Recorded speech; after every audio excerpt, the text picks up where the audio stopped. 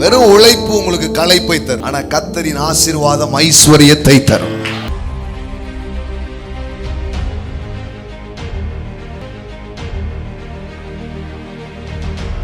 சிலர் வாழ்நாளெல்லாம் உழைக்கிறாங்க. உழைப்பு நல்லதுதான். ஆனா வெறும் உழைப்பு மட்டும் இருந்தா அது களைப்பை தரும்.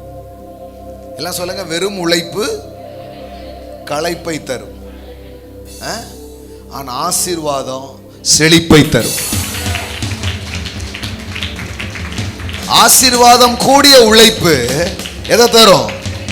செழிப்பை தரும். சிலர் வேலை பார்த்து ஒரே மன உளைச்சல்ன்றாங்க. ஆனா ஆசீர்வாதத்துக்கு நீங்க வேலை பார்த்தீங்கன்னா விளைச்சல். அது உளைச்சல், இது விளைச்சல். ஆமா, அது அப்படி ஃப்ரீயா இருக்கும் உங்களுக்கு. ஒரு அப்படி பயந்துகிட்டே அப்படி இருக்காது. என்ன ஆசீர்வதிக்கிற ஒருத்தர் இருக்கிறாரியா, என் வேலை பாதுகாப்பா இருக்கும், என் தொழில் நல்லா இருக்கும். ஆமா, கடவுள் என் கூட இருக்கிறார். ஆமா, இந்த எண்ணம் எத்தனை பேருக்கு உள்ள இருக்குது பாருங்க. இந்த எண்ணத்தையே மக்களுக்குள்ள கொண்டு வரல. ராவும் பவுலும் ஒரே கவலையிலையும் பயத்திலையும் என்ன ஆகுமோ ஏதாவுமோன்னே விட்டுறாங்க மக்களை. இதுக்குள்ளே உட்காந்துட்டு இருந்தா எப்படி இருக்கும்? கடவுள் பாருங்க, நீங்க அப்படி வாழ விரும்பல. ஒரு செக்யூர்டா, பாதுகாப்பா, நான் இருக்கிறேன்டா, உனக்கு நான் இருக்கிறேன், உன்னை காப்பேன். ஆமா ஆமா, கர்த்தர் உங்களை ஆசீர்வதித்து காக்க கடவர்.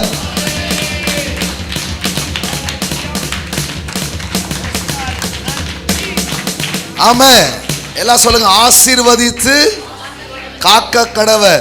அப்ப ஆசீர்வாதத்துக்கு என்ன இருக்கு? பாதுகாப்பு. ஆமா ஆமா, பயப்படாதீங்க, பயப்படாதீங்க. நஷ்டம் வந்துருமோ, தோல்வி வந்துருமோ, அப்படி ஆயிருமோ, இப்படி ஆயிரும், பயப்படாதீங்க. உங்க பிசினஸ்ல அவர் கை இருக்கு. எல்லாம் சொல்லுங்க, கையிடும் வேலையில். ஆமா, சும்மா நான் ஏதோ கஷ்டப்பட்டு உழைக்கிறேன், அதுல ஆசீர்வாதம் ஒண்ணு கலக்குது.